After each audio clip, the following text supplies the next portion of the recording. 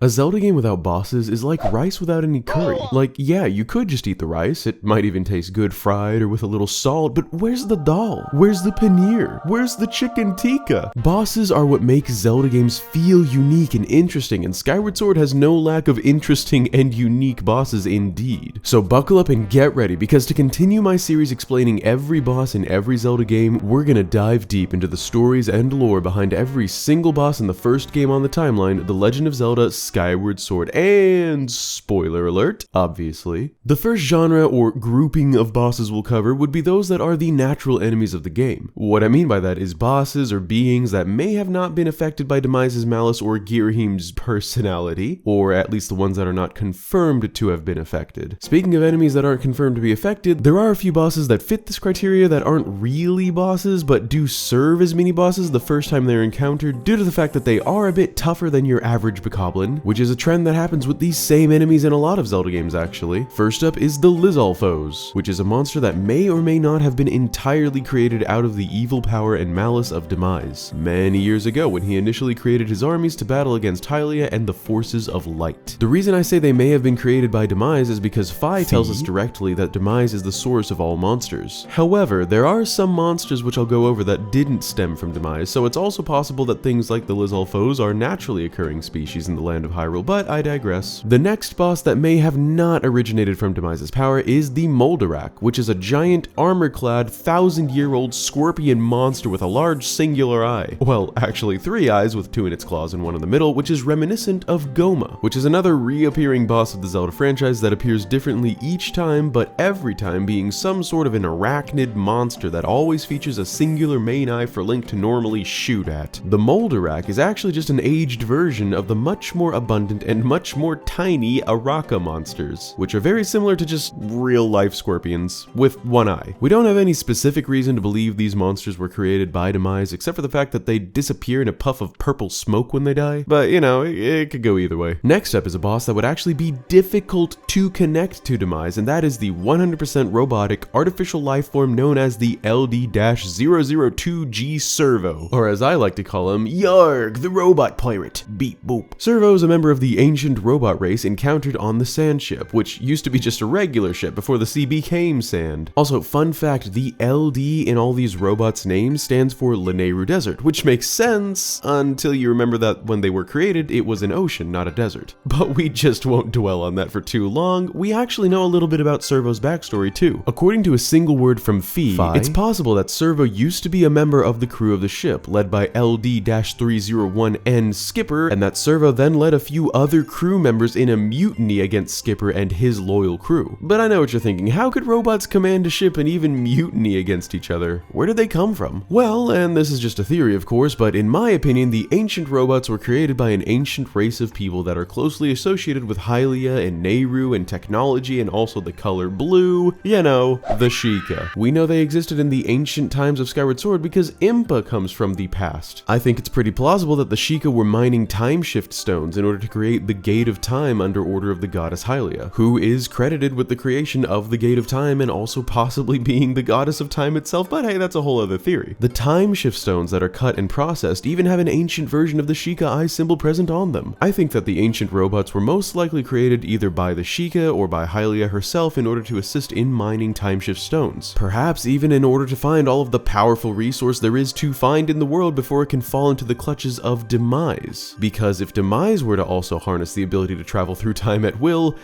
that could be problematic. This is why the ancient robots created ancient ships in the shipyard in order to travel far across the ancient sea and scour the region for timeshift ore, led by one LD-301 model in particular, Skipper. Then one day there was a sea squall, and conveniently that was also the day that Servo decided to mutiny and take over the ship. There's also an improved version of the LD-002G Servo known as the LD-003D Dreadfuse, who appears much later in the game in the Sky Keep, which is a shifty dungeon created by Hylia in order to keep the Triforce hidden from the world, and also helps to prove that the ancient robots were in fact created by Hylia either directly or indirectly, since everything inside the Skykeep must have been placed there by Hylia as a test for the hero. This is also another reason to potentially believe that not all monsters were created by Demise, since there are bokoblins and moblins and keys and others located inside the keep. But anyway, moving on. The next boss in this section would be the underground crawling insects known as Moldorms that make multiple appearances in this game and in other games in the franchise. I personally believe that these monsters are just naturally occurring large insect wildlife that just so happens to be aggressive towards Link. Just like most of their other appearances, they're elongated, segmented, worm-like, centipede-like monsters that are clad in armor everywhere but for their tails, except for in Twilight Princess when they're just little jumpy worms. The final boss for this first section of the video would be the infamously intimidating abyssal leviathan known as Tantalus. I had to research long and hard to get the backstory on this one, but I'm pretty sure you're gonna enjoy it. You see, long ago in a galaxy far, far away, there was a little one-eyed monster known as Michael Wazowski. Over a long, painstaking ordeal, Mike was finally able to marry his longtime girlfriend, Celia May. Together they had a child that shared characteristics from both of them and was born with a single eye and snake-like hair tendrils.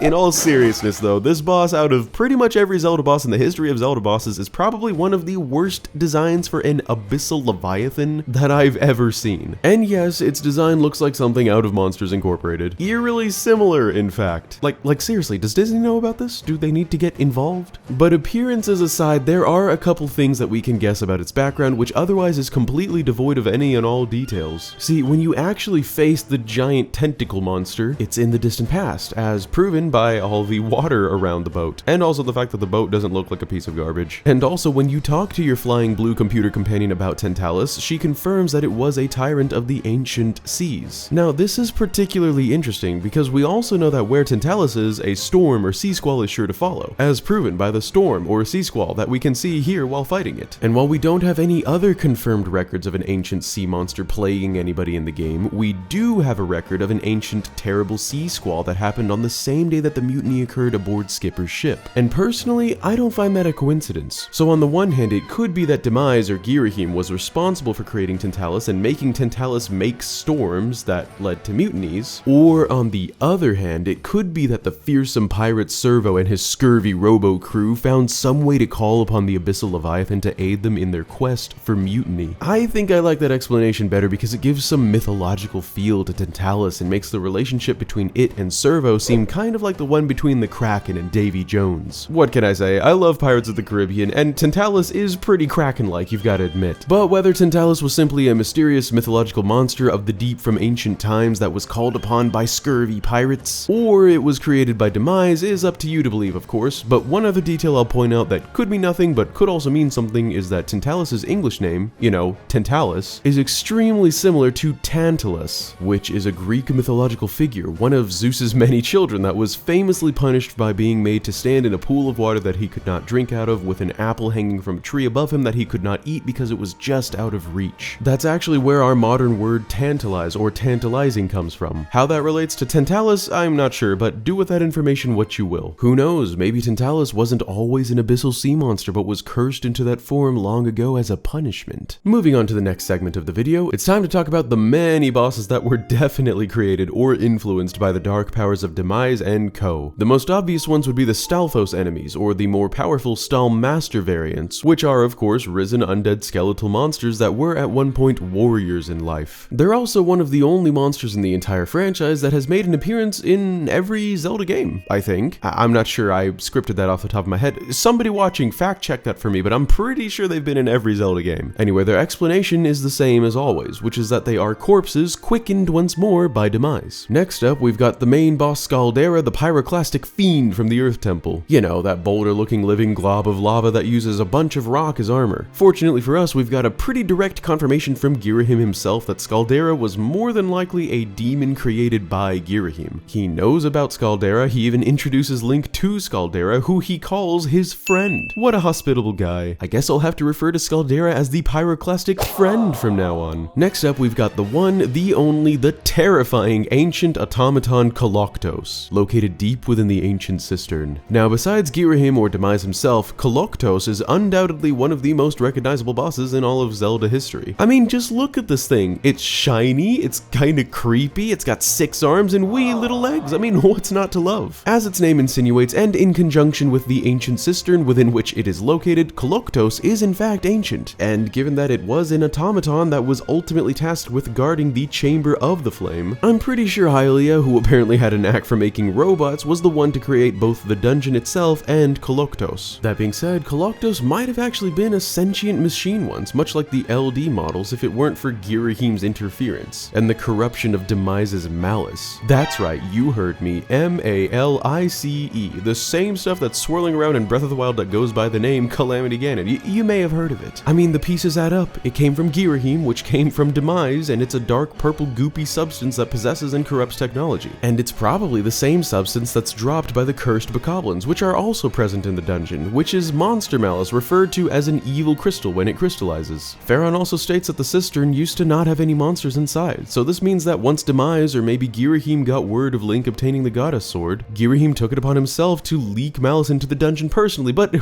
what is this, a lore of the dungeons video?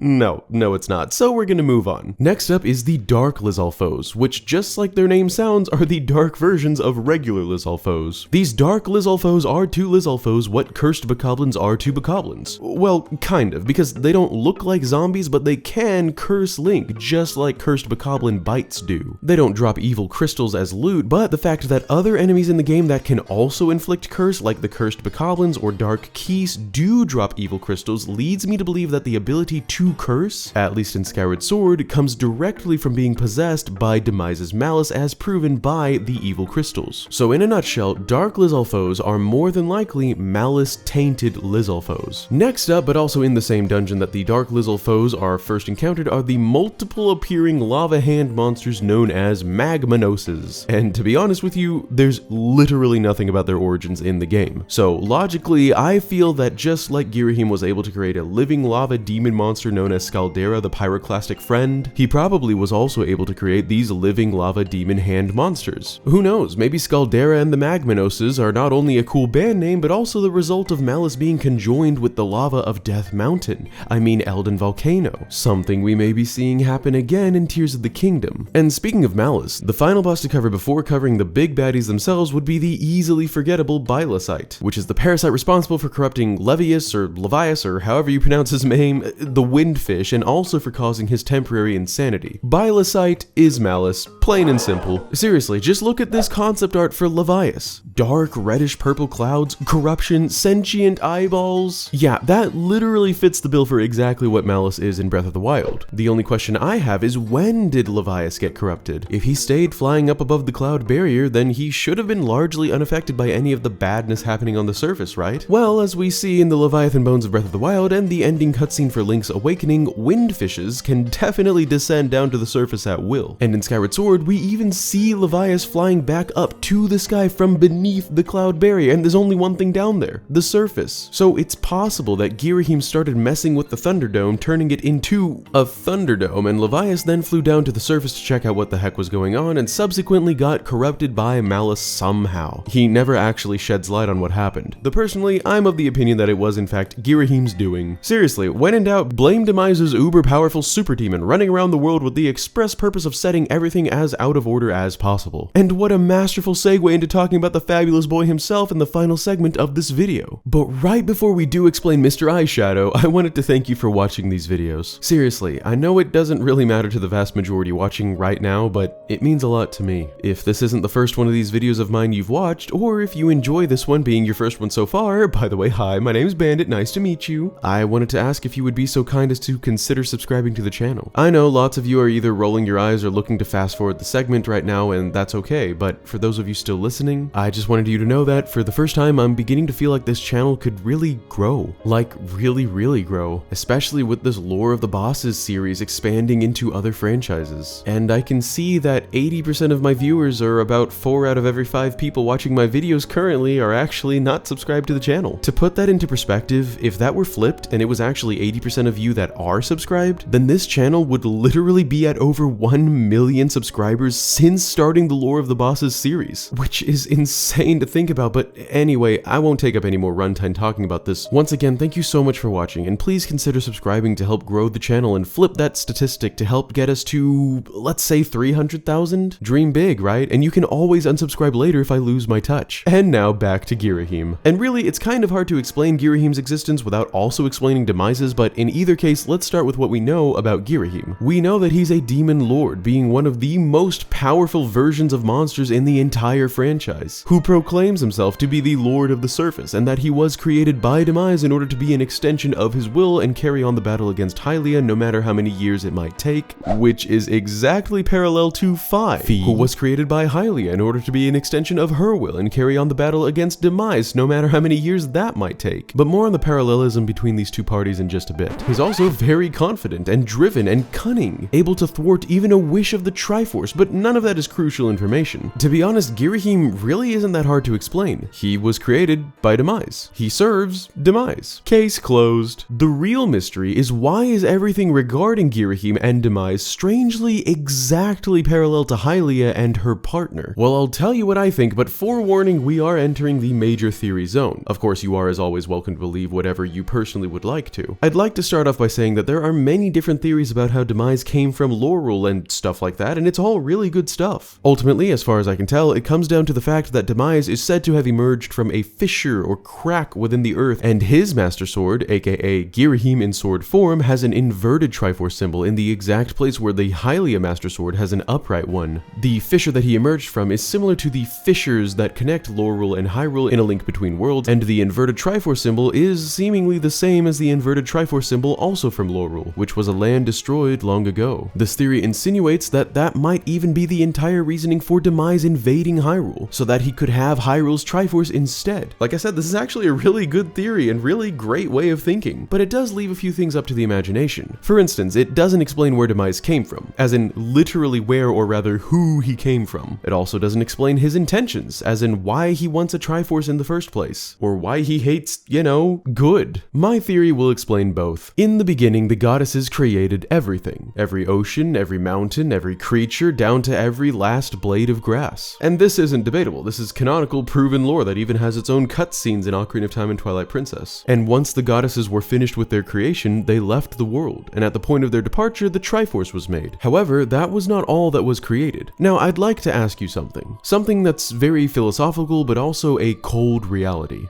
Given that the world of Hyrule was created, that would mean that nothing existed before it, right? Meaning light and dark, heat and cold, up and down, and good and evil, and all these contrasting forces of the universe that give it form did not exist yet. When the world was created, all of these things came to fruition out of the creation of contrast, because in each case, one cannot exist without the other. Light was created, therefore dark was subsequently created as well. Heat was created, therefore cold was as well. Up was created, therefore down was as well. And good was created, therefore evil must have been created as well. And this is the crux of my theory. What if the concepts of good and evil, which must have been created along with the creation of everything, were actually literally manifested in the beings known as Hylia the goddess and Demise the demon, twin deities of good and evil to govern the world and define life and progress? Think about it, where else would Demise have come from if not from the same origin of literally everything else in the universe? And given that everything that is good in the entire franchise somehow stems from Hylia, and everything that's evil in the entire franchise somehow stems from Demise, and both of these individuals are inexplicably all-powerful with permanent eternal effects on the world, wouldn't it make sense for both of them to literally be the embodiments of good and evil incarnate? I mean, the more you think about it, the more it actually makes sense. Everything about them is perfectly parallel to one another. Hylia defends the Triforce, Demise pursues it. Hylia created a Master Sword with a Triforce facing skyward, Demise created a Master Sword with a Triforce facing towards the earth. Hylia exists at the edge of time, Demise has conquered time itself. Do you see a pattern? Because it's actually everywhere. And we know the goddesses themselves are morally neutral. I mean, they have to be, right? Plus, we've seen them time and time again make very morally gray choices, such as the repeated choosing of Ganondorf to host the Triforce of Power, or the flooding of Hyrule